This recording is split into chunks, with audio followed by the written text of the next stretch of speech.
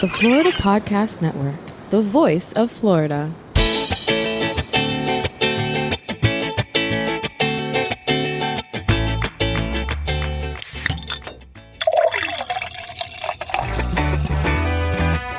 From Mallory Square in Key West to the Governor's Mansion in Tallahassee and all points beyond, you're listening to the Florida Beer Podcast, powered by FloridaBeerBlog.com, your source for all things related to the craft beer community in the Sunshine State. And now your host, Dave Butler.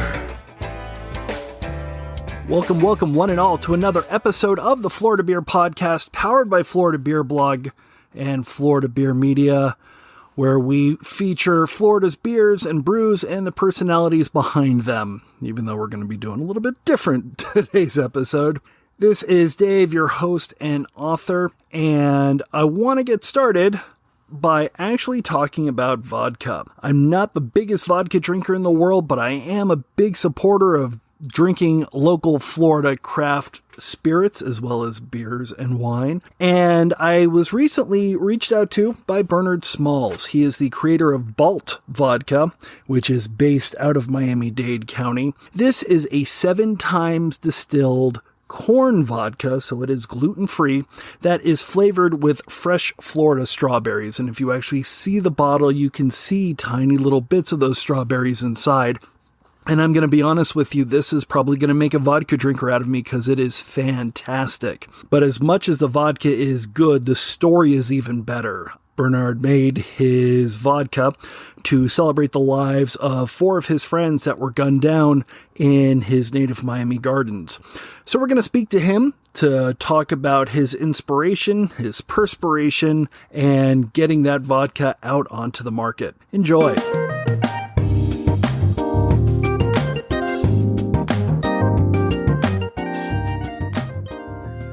So with BALT Vodka, why did you specifically go for vodka as a product, and how difficult is it to make a vodka here in the state of Florida? Well, for me, it was a very difficult situation because I wanted to make something that was healthy because I got tired of drinking the stuff that wasn't healthy in a sense, you know what I mean? Like drinking a lot of additives and preservatives and alcohol was pretty bad. Hangovers were pretty bad. So I decided to go with a vodka, gluten-free base, so it lowered your chances of baby getting the headaches and hangovers, stuff like that I was looking into and do my research on before I actually got involved with a vodka. And the vodka is actually made with corn, which I was surprised. I didn't realize that vodka could be made with various different grains. Is there any particular reason as to why you settled with corn and not with some other sort of starch source? Right, because most of the time people that drink vodka always complain of stomach aches. And it's not on top of my head right now, but it's a certain enzyme that the corn has that will allow it to be like allergy-free and stuff like that. So you won't get no stomach aches and no headaches and nothing like that. Just a natural product. And of course, the other thing that's natural is the strawberry in it. And I was very impressed to actually see the little bits of strawberry that were still in there. Where do you get those sourced from, and why was that important to use a fresh strawberry and not just some sort of a flavoring puree? Because I had to get the strawberries.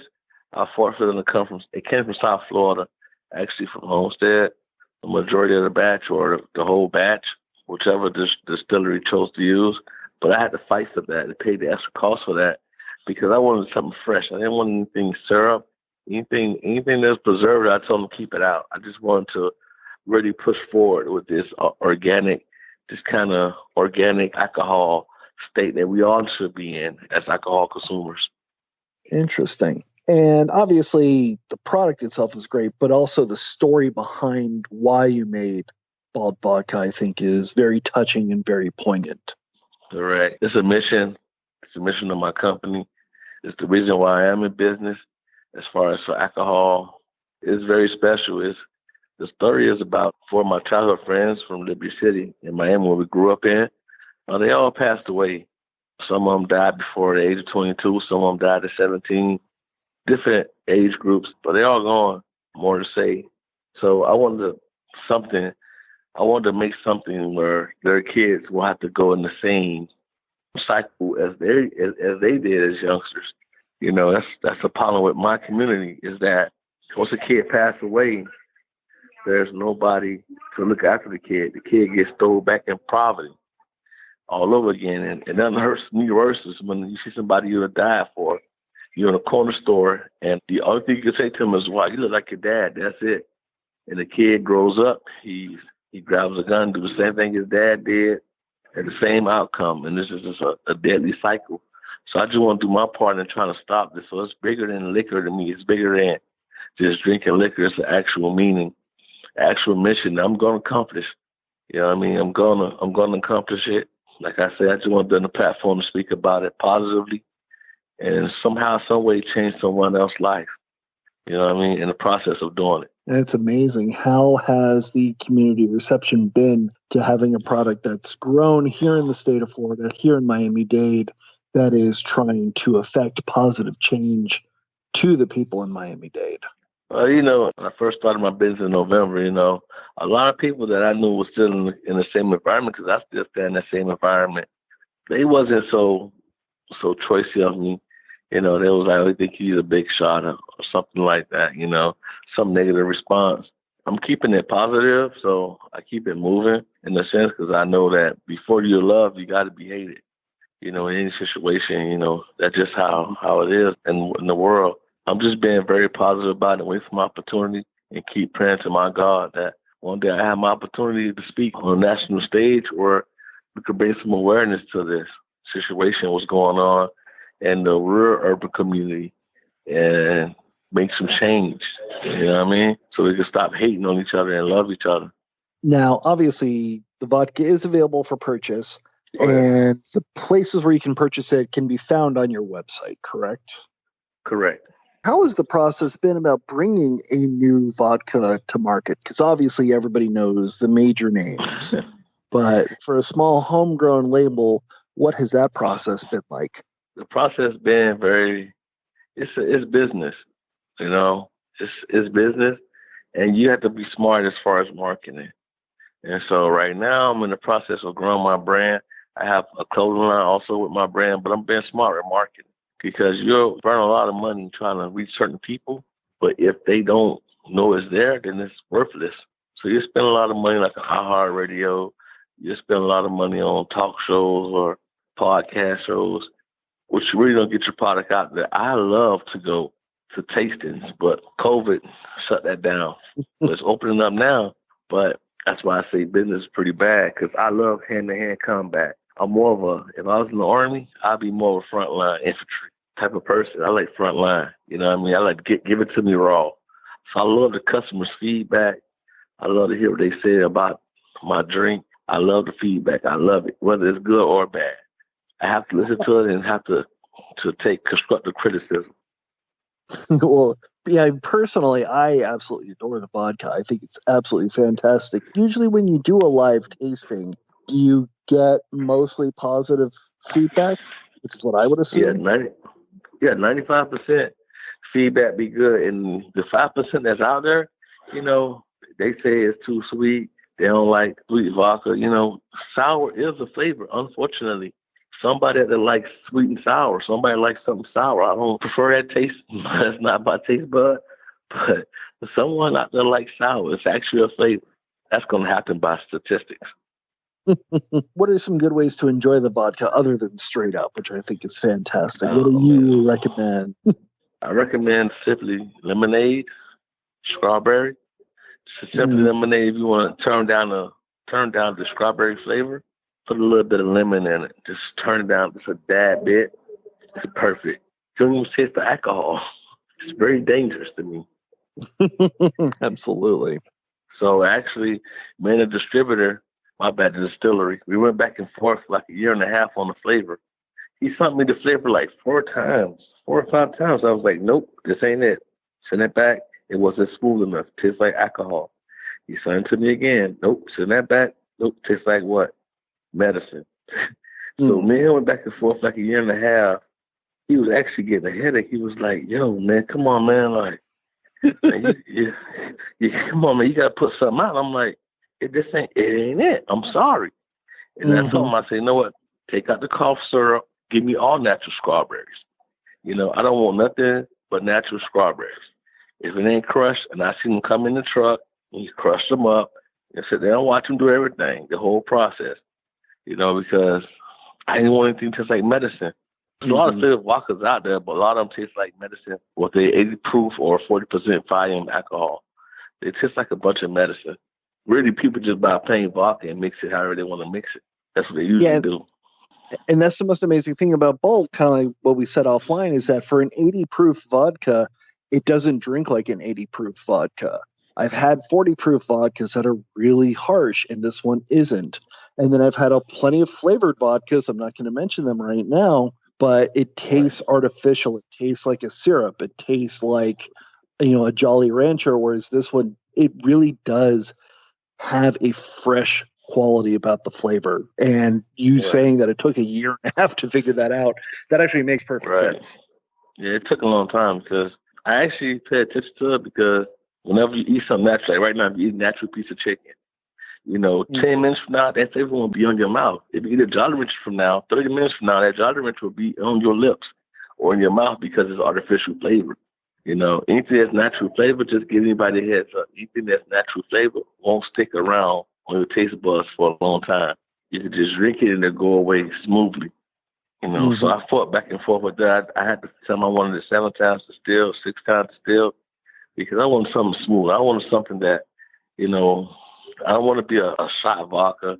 I want to represent the hardworking people of America, people that work and with no hangovers. I represent that brand of people. I didn't want to represent the party people, even though that could bring me more money. That's fine. But I'm a man of principles. You know what I mean?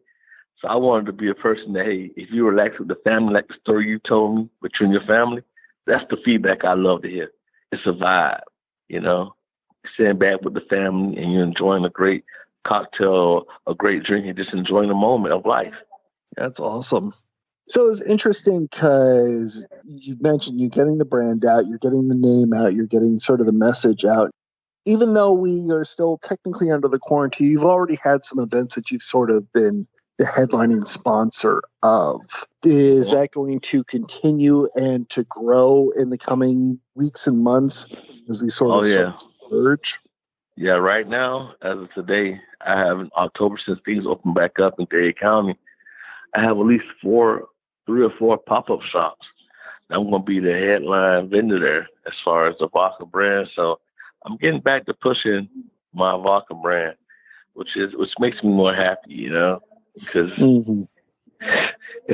it's bad, because instead of Florida, you have to pay a distributor to hold your liquor. So all the months I couldn't do anything, I'm just paying for my liquor to be whole, and it's no good to be sitting there.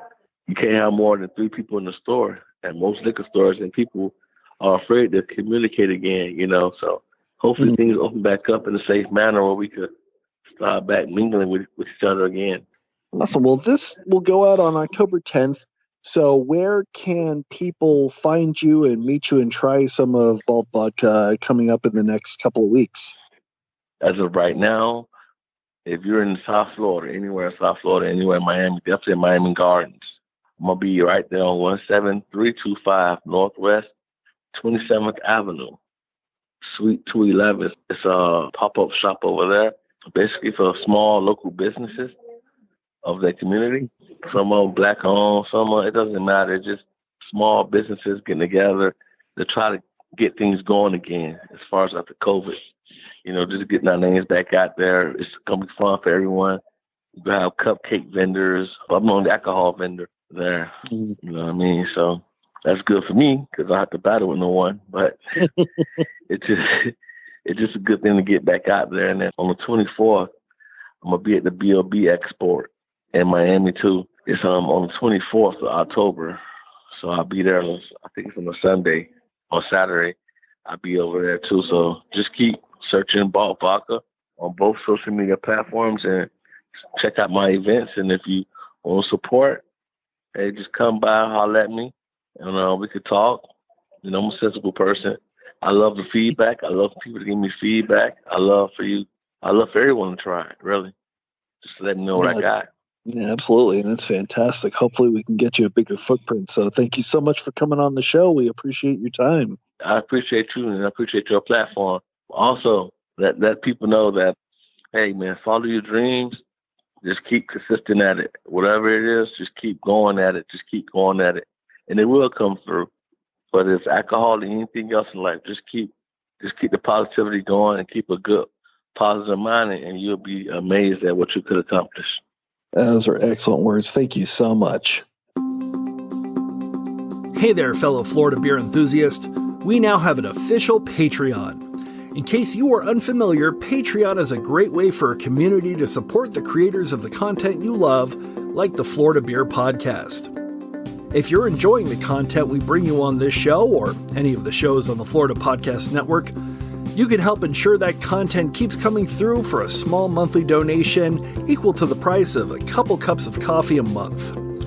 So for just a few lattes, you can make a real difference. And the first goal of FPN's Patreon program is to help me get a better mobile setup to use whenever I can start traveling to great breweries here in the state of Florida. So if today's episode brought you valuable insights and information, please help see that these episodes keep coming by becoming a patron. Head to patreon.com/Florida Podcast Network to support the show, and it comes with some pretty sweet benefits. Want access to bonus extras? Nostalgic for these old school radio shoutouts? Lover of good quality merchandise? Well, not only will your monthly contribution help me grow the show, but you'll get some cool stuff in return. So please head to patreon.com/Florida Podcast Network for further details to become a patron. That's Patreon, patreon.com/Florida Podcast Network. You can also find the link right there in the show notes or by visiting floridabeerpodcast.com. Thank you in advance for your continued support. Since the quarantine is starting to lift and people are starting to go back to Florida's breweries that are starting to reopen, here on the Florida Beer Podcast, we're going to start featuring some interviews that are a little bit old, but were recorded before the coronavirus hit. One of the things that I wanted to do was to not advertise going to places that weren't open, and since everybody is open again, we're going to start featuring those interviews. The next interview that you're going to be listening to is actually recorded in January of 2020 in St. Augustine, Florida. If you are familiar with the area behind the Lightner Museum in St. Augustine City Hall, and you've probably been past this big red building if you take one of their hop-on, hop-off trolley tours, that is the home of Dog Rose Brewing. Now, what's interesting about Dog Rose is the brewing system inside, and the brewer, co-owner Doug Murr, who owns the facility with his wife Courtney, they've actually been a staple of St. Augustine beer for decades, both of them being at the A1A Ale Works, which isn't too terribly far away. A1A Ale Works has stopped making beer and they only serve it now, and so Doug actually purchased his old system, purchased a new location, and they've been crafting some excellent beers in the nation's oldest city ever since. So Doug and Courtney and I spoke in their office back in January of 2020 to get an idea for who they are, what they like to do, and brewing for a tourist community, but with lots of locals as well.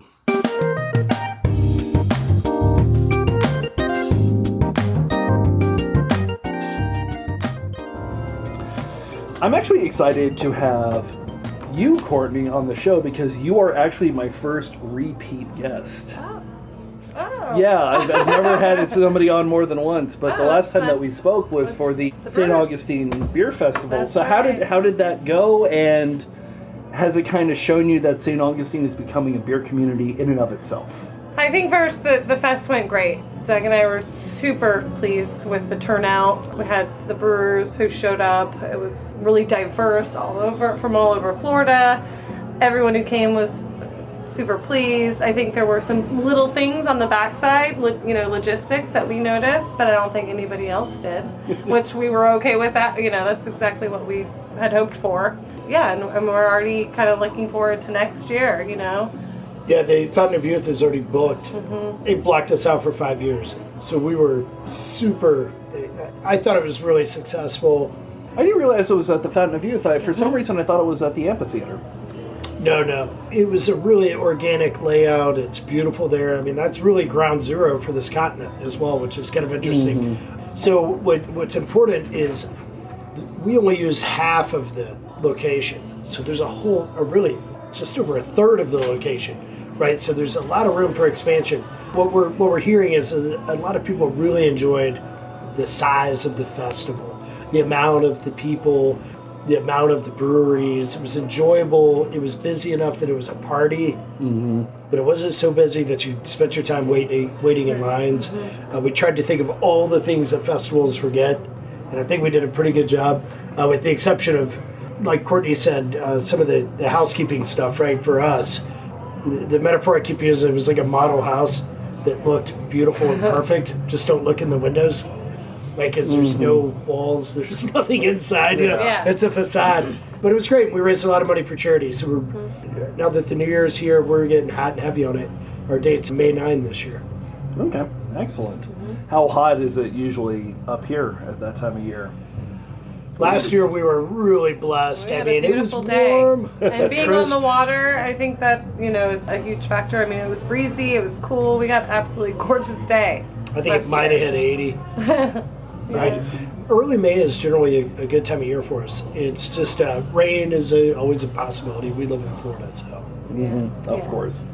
So has St. Augustine sort of grown its own beer scene, or is it still just an offshoot of Jacksonville? How has it sort of been in the past couple of years? That's a tough question. I don't know that the Brewers Fest was a litmus test for St. Johns County, per se. What that really was people wanting something to go do with the family on a beautiful Saturday afternoon, right? Not to say that there's not a beer culture here, and there certainly is. That's certainly more than there ever has been. So it's growing daily. It's one of the fastest growing counties. We've got a lot of transplants from a lot of different counties, states, areas all over the country. So I think it's growing quickly. We don't enjoy quite the same. We couldn't have support the same amount of breweries as Jacksonville does, right? Yeah. It's simply we'd all starve to death and go under. Usually I don't ask about brewers' backgrounds, but I kind of want to go over yours, since your background of brewing here in St. Augustine is, in a lot of ways, sort of the history of brewing in St. Augustine, since you had done it for so long. And for a lot of years, you kind of were the only game in town, right? Well, yeah, I mean, I guess we were, really, right? It was great. I mean, I had been a home brewer and everything, and I started working at A1A. I got a job as a waiter, and I'd spend my days off at the brewery polishing and helping and learning and being a part of it. And then Nicky, who was the brewer at the time, he broke his leg. Then they had to hire me to help them. And with that, I realized he was not really capable of doing what they did. So the biggest part of that experience, which that was in 2001 to 2017, I guess we left. The biggest part of that experience not only was, obviously the brewing and formulating of recipes, but it was part of a big company. At the time, when I first started, it was Big River and Gordon Biersch. We had about 30 units, and then it went even bigger to 200. But we still had full autonomy. We ran our own budgets. We did all of our own ordering. You were young and new. There was some approval of recipes and such, right? But a couple of really big things was being completely surrounded by veterans of 20 years at that time, right? That you could sponge and learn from. And we'd do these big beer fests and all get together every year and see each other.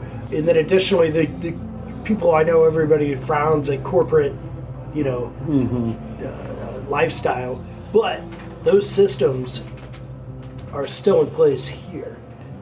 Make no doubt about it. Dog Rose is not multi-million-dollar brewery, but we treat it like it is. We have those same systems in place, right? Which has proved to be really helpful for everybody involved. And so those are a couple of the big things, but yeah, brewed here for a good long time, yeah. Yeah, and I know that you had said that there was a bit of soul searching. Do we move on? Do we stay? What do we do? And then it just became... Yeah, I I mean, when we just come back from Colorado, an old friend of ours got married. We were both kind of riding high a little bit, and then we got a phone call, they're closing the brewery in December. It was October.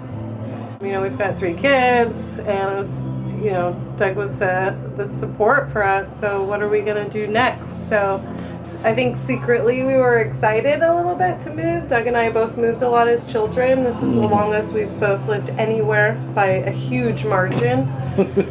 And so he sent resumes all over the country. And we were excited. Our kids were cool with it. They were like, yeah. And then it just, and then I can't even hardly remember. And then we just kind of put an offer on the equipment. Doug was got this idea, I'm gonna offer to buy the equipment. I'm gonna go to, my boss and see what he says. And they went for it, and kind of here we are a little bit. There were a lot of little things, Yeah. And at that point, in a pub setting, I was a marketable guy. And we would, a ton of resumes up, but we'd start researching areas and be like, oh, what's housing? And get excited. So when they laid me off that day, I'll never forget, and they offered me, I'd worked with them for a long time. They'd offered me the Rock Bottom in Daytona that they just opened, or I could stay there, all kinds of different things. And I was like, well, I want first right of refusal. And I was in such a daze. I just got punched in the stomach, right? I didn't know what to say. So I just kind of came up with that and said it. It worked out, And then this building fell in our lap, which is perfect for our situation. One thing that was pretty serendipitous, and it was almost a sign for us, was, so I put the bid in on the equipment, and it was a low ball offer, but it was kind of right in the middle. I thought it was a really fair offer. It was fair. And that's what we ended up getting. And my boss, Tom Dargan from Denver, he called. He was like, man, you are one lucky son of a bitch. It's like, your governor just signed, this was right after January 1, a bill, no sales tax on manufacturing equipment. So between that, the severance package, the gap of what we needed and what we had was slowly closing, right? Yeah. Now, what has it been like to brew on the same equipment in 2 different locations, under 2 different... because you said, there was a corporate feel for one location, but here it's all you, for better or for worse. It's fine. Near the end, in that company, I was always known as a bit of a cowboy, and I'd always ask for forgiveness later. And we still had 6 flagships and, monthly lab samples. It was still regimented. Here, I definitely embrace flying by the seat of my pants, knowing that eventually, if all the plans go well, we'll be having meetings on what we're going to brew for the next coming year, right? It's familiar and enjoyable to brew on this equipment. I've brewed on it for going on 20 years now. It's also disappointing because I'm still driving my first car. I kind of had these visions of this sexy new thing, right? So it's bittersweet a little bit, to be honest with you. You did touch upon the fact that with A1A Ale Works, you had certain beers that always had to be on tap. And I've spoken to many brewers at brew pubs where it is a restaurant first and the brewery sort of accentuates that. And they've expressed a lot of frustration that they have very little tap space to really play with and go for it. Keeping that in mind, when Dog Rose opened, did you come in wanting a few core beers? Do you have core beers, or are you just washing your hands of that completely? No.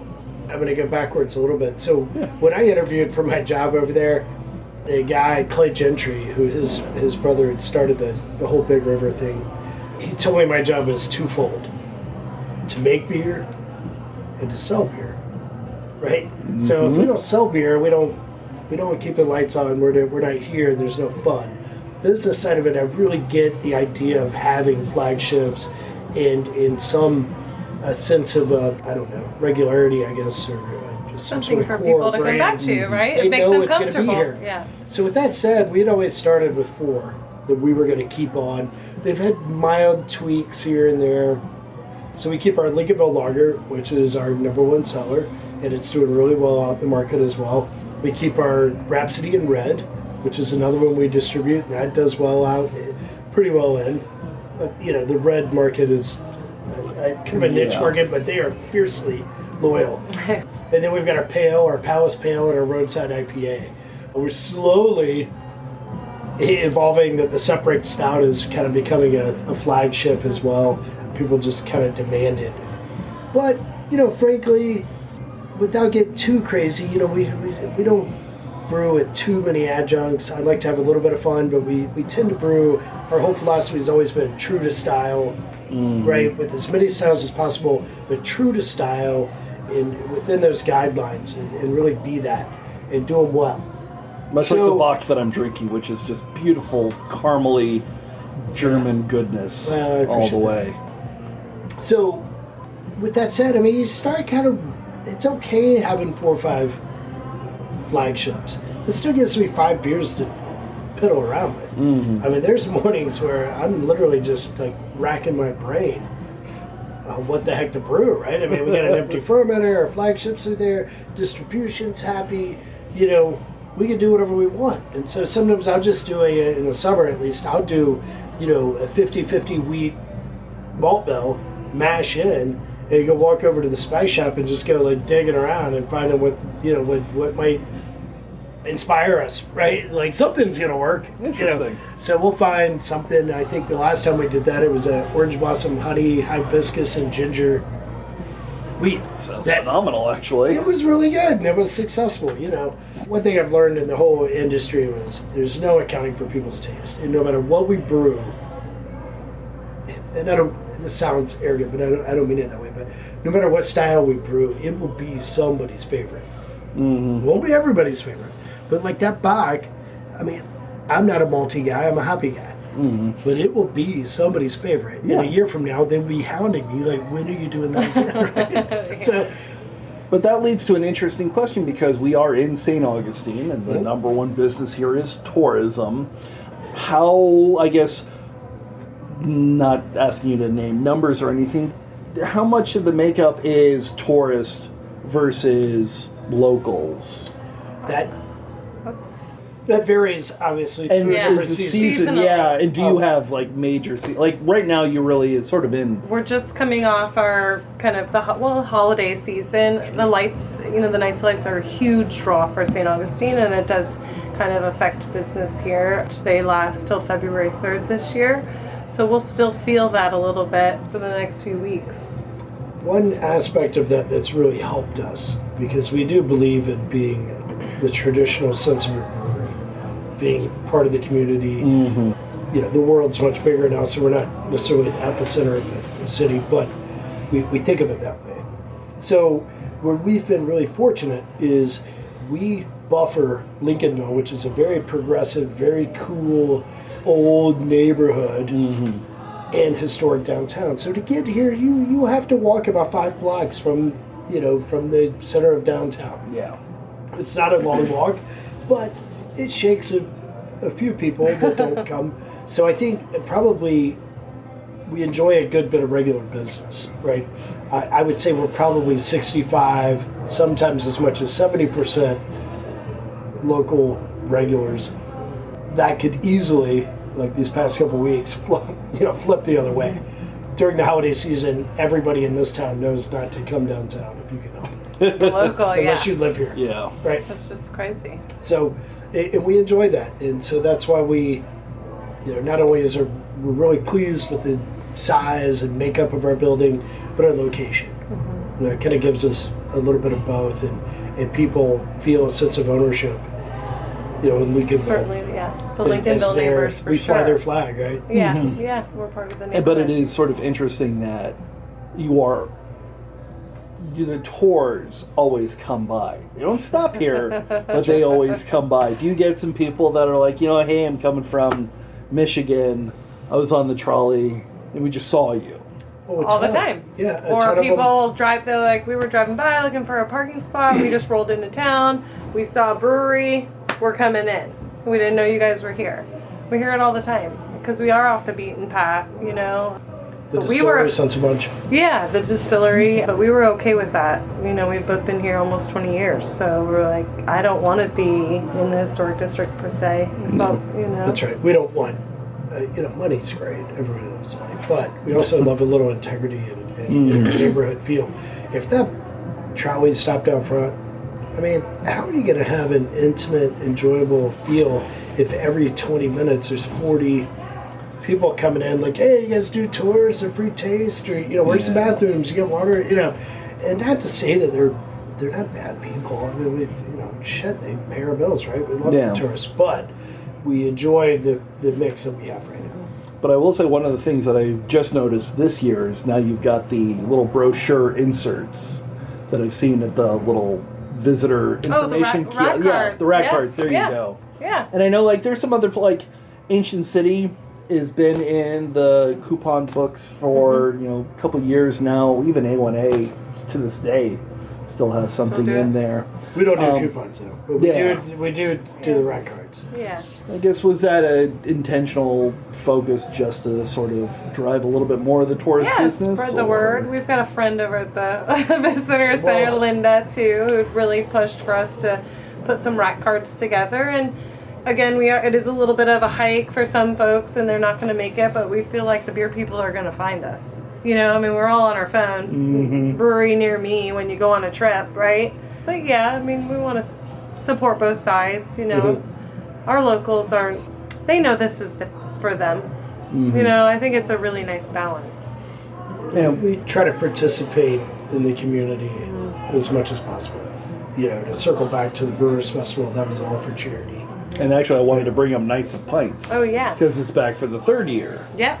Well, that's right. It's huge. And that's a collab between all four breweries. So we jumped in on that. We had just opened, and the other three approached us with the idea. And I was like, well, sure, we'll participate. So the way that works is it's $30. You get a T-shirt and you get a passport, which then gets you a free pint at all of the four breweries. Since we're all giving the same amount of free beers, it's a true collab. We all share the cost of all the shirts. We share if one guy sells 1,000 and we only sell 20, whatever it is, everybody shares in the profits and the cost of the whole thing. So it's a really even. We do a collab beer with that as well, just proving difficult with four breweries to keep an interesting mix around every year. And then we bring a charity in with that every year. I think this year's Hawk, which is Birds of Prey and wildlife that rescue. For St. John's County. Yeah. Hawk is, Interesting. You mentioned distribution, light distribution. What is, I guess, your focus in terms of how far is too far and how much is too much? So we signed with Champion Brands.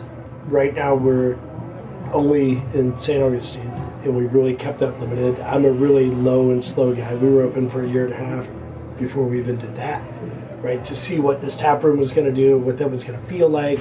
Also, I needed to get an assistant, some help in place. I wear a few different hats, a few more hats than I did at A1A here, which Courtney wears several hats as well.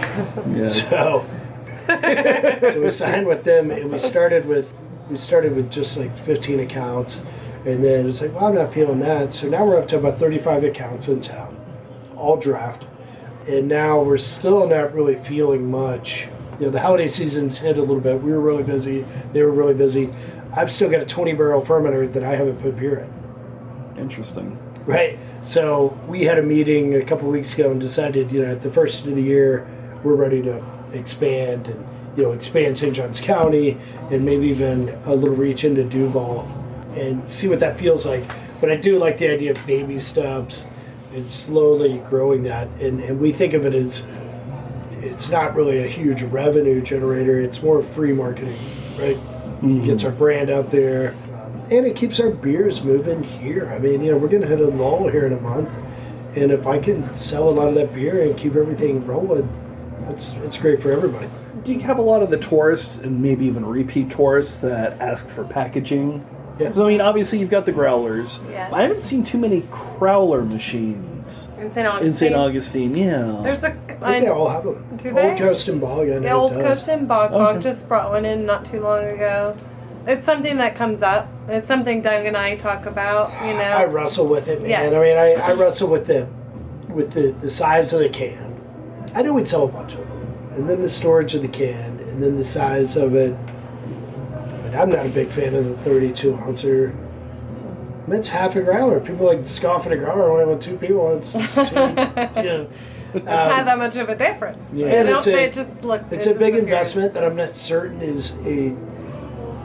has that longevity. I mean, it's a good $10,000 investment, right? So I think I'd be more apt to get like a manual 4-head canner, right? And just spend a day in here and knock out 40 cases and have 6 packs of 12-ounce cans. Yeah. Right? What are your thoughts on the crowler? As somebody who travels, I love crowlers more than bottles. Yeah. And I'm not talking about growler bottles. I'm talking about, the 22-ounce bomber, which we will get to in a few seconds. Crowlers just travel Friendly. very friendly, and it's perfect. I just put it in the recycle bin when I'm finished, or actually I've started to sort of collect some of them so you can wash it out. But it doesn't have that initial investment right up front before you even start purchasing the beer. So that's just my 2 cents. That's true.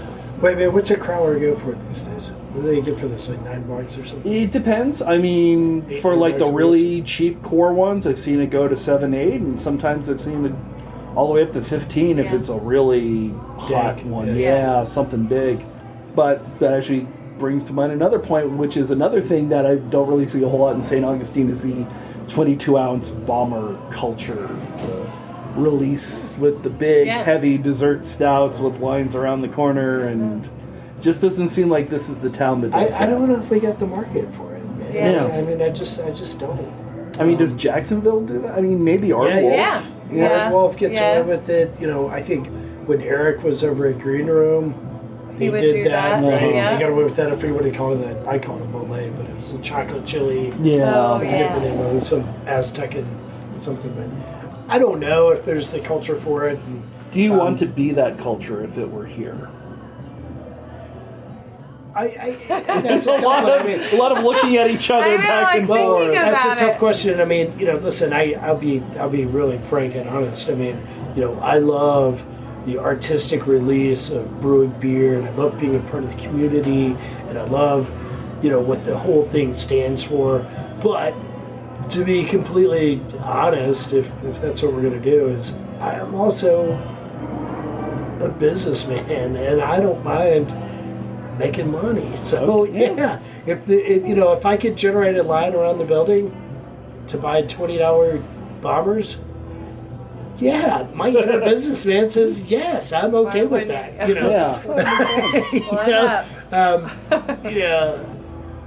So there's your answer, I guess. No, that makes perfect sense. Well, I mean, I guess that comes down to a big part. Since you are now on your own, since you've been brewing for a couple decades now, which was the harder to really get into? The science behind the brewing or the science behind the numbers? Both in terms of the product, advertising, pushing out. So I feel like a lot of people come in with the former, and the latter sort of smacks them in the face. Yeah, so beer for me has always been, I've equated it a lot with music.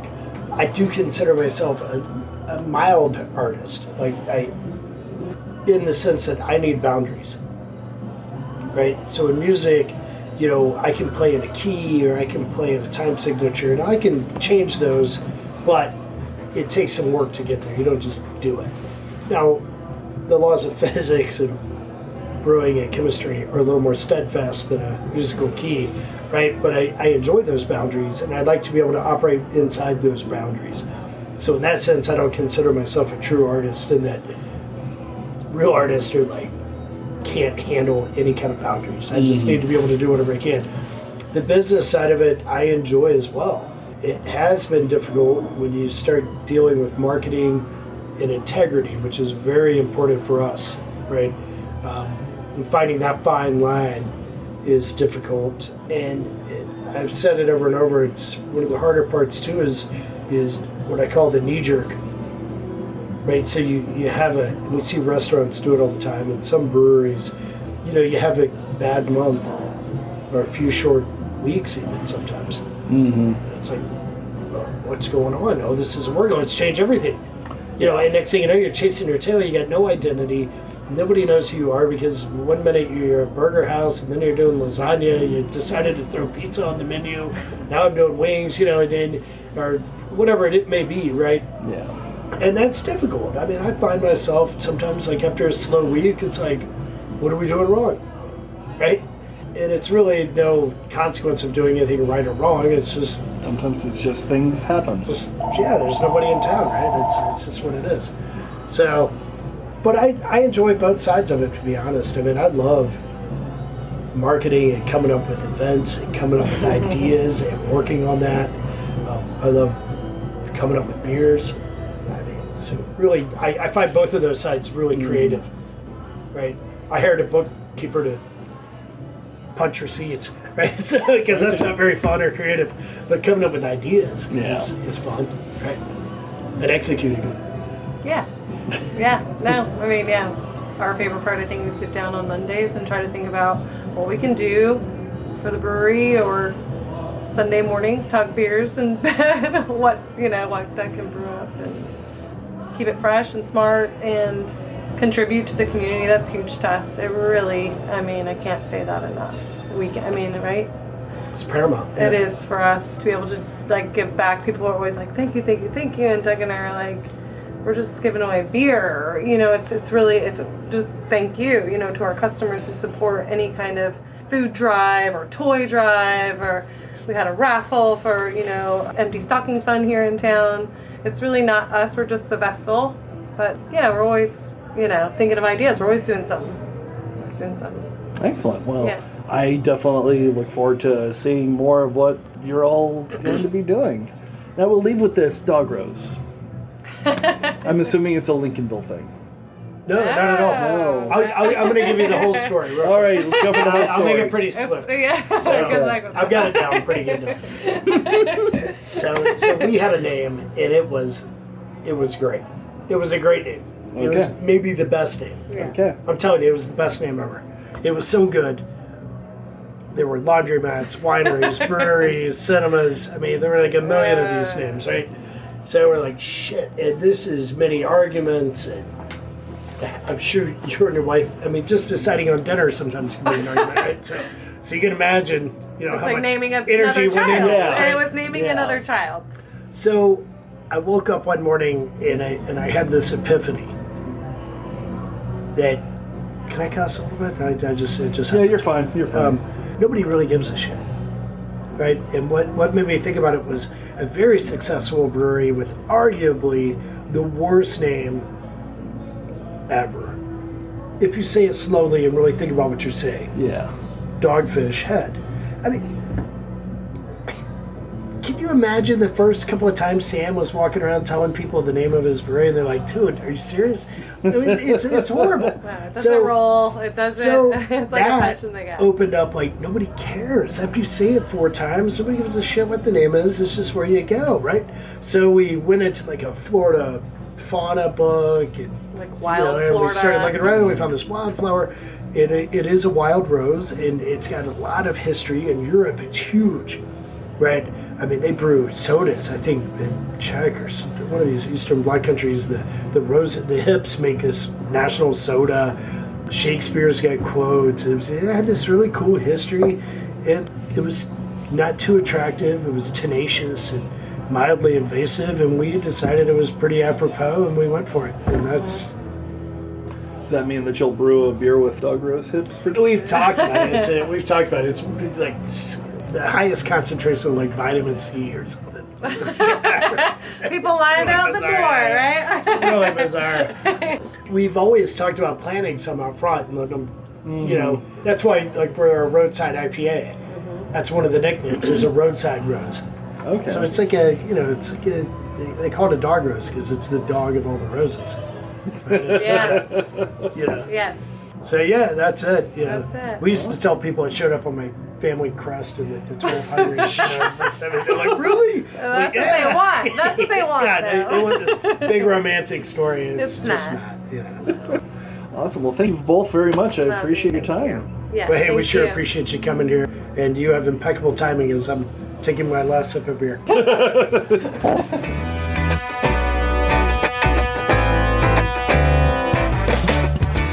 For details and show notes about today's show, go to floridabeerpodcast.com.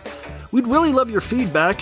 The Florida Podcast Network has a closed Facebook group exclusively for superfans of the shows like the Florida Beer Podcast. Just get onto Facebook and search for FPN Insiders to leave comments, tell us the latest brewery that you visited, get early news, contests, and other specials. Join the Demoya Foundation tonight, October 10th, 2020, for their first ever virtual gathering live on Facebook and YouTube. Support young adults with unique abilities by hosting a watch party on Facebook to ensure that as many people as possible will see what it means to be resilient. Learn more at www.dmfresilient.com. That's www.dmfresilient.com. Be sure to visit all the great shows on the Florida Podcast Network. You can find them all at floridapodcastnetwork.com. Florida Beer Podcast is a production of floridabeerblog.com. You can find us at floridabeerblog.com. Of course, we're on social media at Florida Beer Blog on Instagram and Twitter. We're at FL Beer Blog on Facebook, or you can write directly to us at floridabeerblog@gmail.com. Our intro announcer is Jeff Brozovich. Field producer is Steve Piccola. Executive producer and Grand Hype Hoobah is Jemmy Lagonier. Thank you so much to everybody for listening. Thank you for today's guests. If you enjoyed this episode, please subscribe, rate us, leave a review on your podcasting app of choice, write it on your face mask. I'm sure we should probably get some sort of Florida Beer Podcast face mask out there, but we'll see if that happens. Hopefully it will. And if you're a sponsor, we would love to have you send us some swag, which would be great. Thank you so much. We'll see you soon. Thank you for listening, and drink Florida Craft.